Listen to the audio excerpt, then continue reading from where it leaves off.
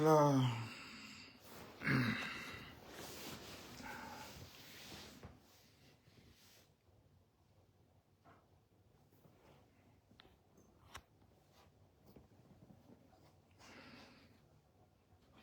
Regina Bandé.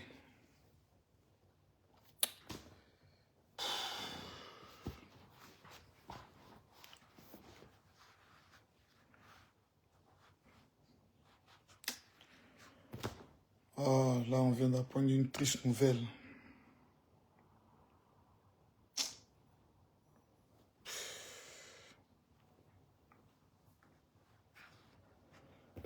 Que Dieu bénisse tout le monde. On vient d'apprendre une triste nouvelle qui... Boukari Roudrago, mettez le cœur, partagez la vidéo s'il vous plaît.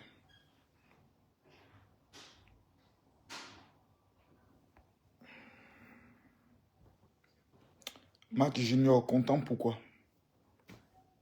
Quelqu'un perd la vie, en quoi on sera content? Quelqu'un est mort, on sera content, ça va changer quoi dans nos vies? Ça va apporter quoi dans nos vies?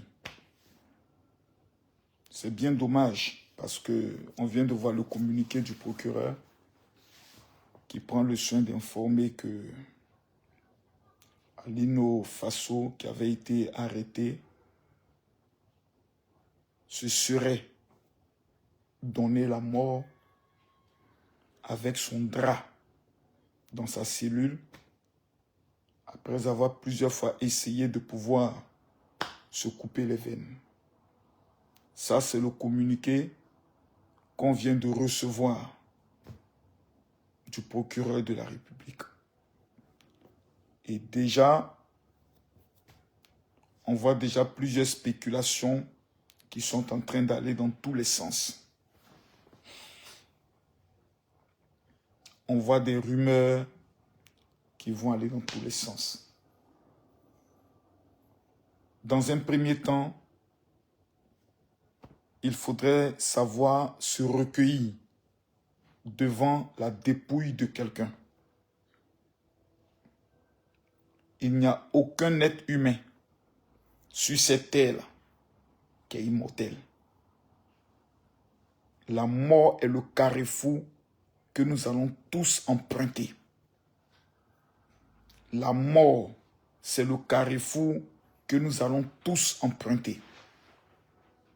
J'aimerais présenter mes condoléances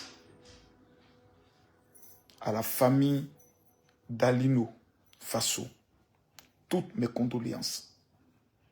Toutes mes condoléances les plus sincères à cette famille qui vient de perdre leur enfant.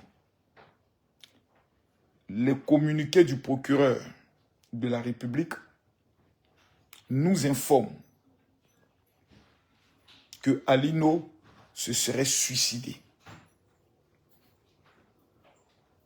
Des personnes sur les réseaux sociaux nous informent que ce ne serait pas un suicide. Asher, coupe-moi le son. Mais un assassinat. Ça, c'est les rumeurs sur les réseaux sociaux.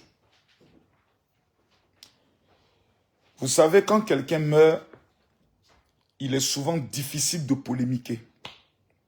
Difficile de polémiquer. Difficile de parler. Parce qu'il faut savoir respecter la mémoire des gens. C'est triste.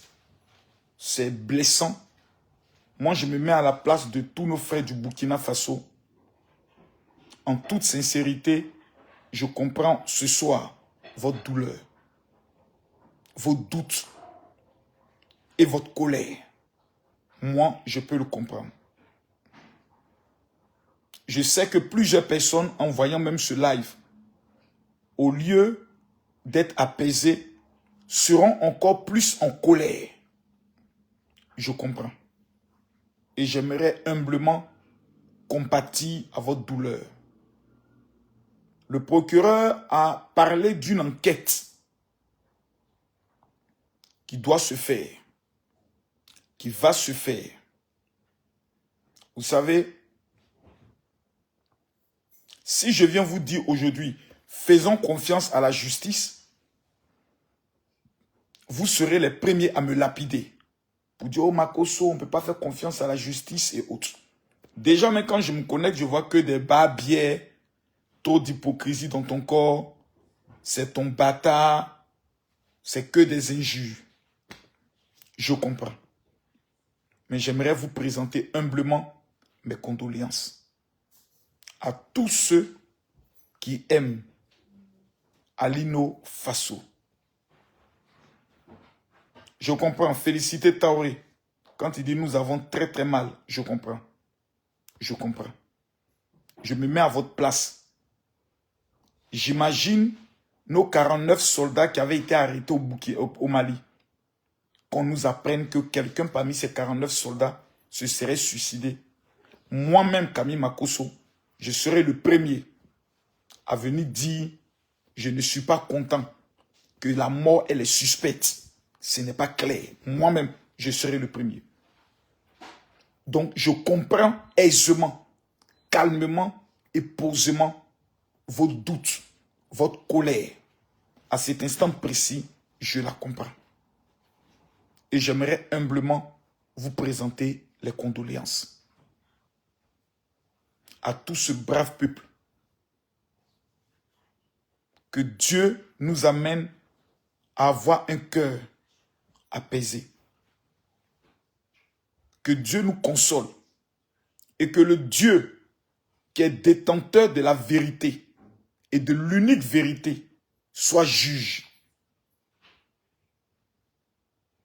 La mort, là, le sang réclame toujours le sang. Si Alino Faso a été assassiné, le sang d'Alino Faso va réclamer justice. Donc on n'a même pas besoin d'insulter. On n'a même pas besoin de beaucoup parler. On n'a même pas besoin d'être en colère. Justice de Dieu est plus dangereuse que la justice des hommes. Je répète encore, la justice de Dieu dans un crime est plus dangereuse que la justice des hommes. C'est pour ça qu'il y a une affaire de mort d'homme. Moi, je ne me presse jamais. Je ne m'agite pas. Je remets tout à Dieu. Parce que je sais que justice de Dieu, il y en a. Si nous ne sommes pas capables de faire confiance à Dieu, à Allah, c'est que nous ne sommes pas des croyants. Moi, je crois en la justice de Dieu. Si Alino Faso ne s'est pas suicidé, que le Dieu de justice rende justice à Alino. Je répète, si Alino Faso ne s'est pas suicidé, que le Dieu de justice rende justice à Alino. Ça, je le dis ici, je le dis demain et je le dis après-demain. Mais en même temps, je répète encore, en même temps, il faudrait que nous fassions aussi preuve de beaucoup de sagesse, même dans la colère. Ce que je vais vous dire maintenant ne va pas vous plaire. Mais quand vous allez vous asseoir et écouter avec votre cerveau et votre cœur, vous saurez que ce que je dis est vrai. Alino Faso n'était pas une grande menace, plus que Charles Blé Goudé, en Côte d'Ivoire. Charles Blé Goudé était celui qui a traumatisé tous ceux qui pouvaient s'élever contre le régime de Gbagbo. Pendant 2 ans, il a été détenu à la DSTT dans des conditions des plus terribles. Il n'est pas mort. Il y a un Abéi, le commandant Abéi, qui était le gendarme le plus redouté en matière de guerre, a été à la Maka. On n'a pas appris qu'il est mort. Simone Gbagbo, la femme, on l'appelait la femme de fer, était en prison. On n'a pas entendu qu'elle est morte. En Côte d'Ivoire. Le frère de Soro Kibafori Guillaume. Si je me trompe, jusqu'à actuellement où on parle, il est détenu. On n'a pas entendu qu'il est mort. Soul to Soul, chez qui on dit on allait trouver des âmes dans sa villa, a été détenu, a fait prison. On n'a pas entendu qu'il est mort. Dans l'histoire de la Côte d'Ivoire, c'est la première fois qu'on apprend que quelqu'un qui est en détention, suite à des informations, est décédé. C'est la première fois. Il n'y a pas quelqu'un qui peut me démontrer le contraire. Il n'y a pas quelqu'un. Est-ce que quelqu'un ici, pendant que nous sommes en direct, peut me citer le nom d'un seul détenu en Côte d'Ivoire, qu'il soit politique ou militaire, dont on a appris qu'il est décédé? Il n'y en a pas. C'est pour ça que je dis, justice de Dieu, il y en a. Il n'y en a pas. Moi, je comprends ce soir la colère, la douleur de mes frères du Burkina Faso. Je vous souhaite mes condoléances. Attendons les conclusions de l'enquête. Ce qui est dommage, c'est qu'aujourd'hui, les réseaux sociaux ne permettent même plus d'entendre et de comprendre la vérité. Les réseaux sociaux aujourd'hui, là, il suffit qu'un analphabète s'asseye et vienne dire, selon mes sources, à la gendarmerie, j'aurais appris des sources dont on n'a pas le nom, des sources dont on ne peut pas vérifier. Et sur cette base, des pays sont rentrés en conflit sur la base des influenceurs, illettrés, bipolaires, menteurs. Moi, je dis, laissons la justice faire son travail. Et laissons la justice de Dieu faire son travail. Dans l'histoire de la Côte d'Ivoire, jamais un prisonnier militaire, un prisonnier politique est retrouvé mort dans sa cellule. Jamais. La question est de savoir qu'est-ce qui a pu pousser notre frère Alino Faso, si nous nous appuyons sur la déclaration du procureur, d'être allé jusqu'à se donner la mort. C'est pas moi de venir donner des raisons, des suppositions. Ce serait manquer de respect aux morts. Ce serait manquer de respect à la dépouille. Ce serait manquer de respect à la famille. Nous devons avoir raison gardée dans une situation aussi triste. Lorsqu'on apprend une telle nouvelle, c'est de présenter ses condoléances. C'est de dire d'abord Yako. C'est de prier pour le mort, afin qu'il repose en paix. Ce sont les premières des choses à faire. Et ensuite, laisser la justice nous éclairer et laisser la justice de Dieu intervenir. Si Alino Faso, ce n'est pas donner la mort, et que quelqu'un est à la base de cela, que Dieu maudisse sa vie. Si Alino Faso, lui-même, s'est donné la mort, que quelqu'un essaye d'accuser des autorités injustement, que Dieu le maudisse. Parce que justice de Dieu, il y en a aussi dans tous les deux côtés. Que ce soit du côté de celui qui ment, que ce soit du côté de celui qui accuse. Mais moi, Camille Makosso, moi, je me recueille devant le mort. Je dis Yako. Et je fais totalement confiance en la justice de la Côte d'Ivoire. Pour deux raisons. Première raison, dans l'histoire de mon pays, je n'ai jamais entendu que quelqu'un est en détention, il est mort. Jamais. Moi, jamais. Charles Blé Boudé, commandant ABI, sans parler de l'autre, comme il s'appelle, celui qui gérait la garde républicaine. Excusez-moi, le général, donnez-moi le nom de celui qui gérait la garde républicaine au temps de Gbagbo, là. Il s'appelait comment? Le général Dogbo Blé. Le général Dogbo Blé. Dogbo Blé. Vous n'avez pas connu qui est le général Dogbo Blé. Je vous cite les noms des gens qui pouvaient mobiliser des gens pour venir déstabiliser le président Alassane Ouattara. Général Dogbo Blé. Commandant Abbé lui-même, il a fait vidéo où il a dit que c'est lui qui est désormais le nouveau président de la République. C'est la vidéo qu'il a condamné quand on l'a arrêté. Il n'est pas mort en prison. Le général Dogbo Blé n'est pas mort en prison. Ils vont assassiner Alino Faso par rapport à quoi? Pour gagner quoi? Dans le but d'atteindre quel objectif? Parce que aussi, il faut se poser cette question. Alino Faso, là, ils vont mettre fin à ces jours-là. C'est dans quel intérêt?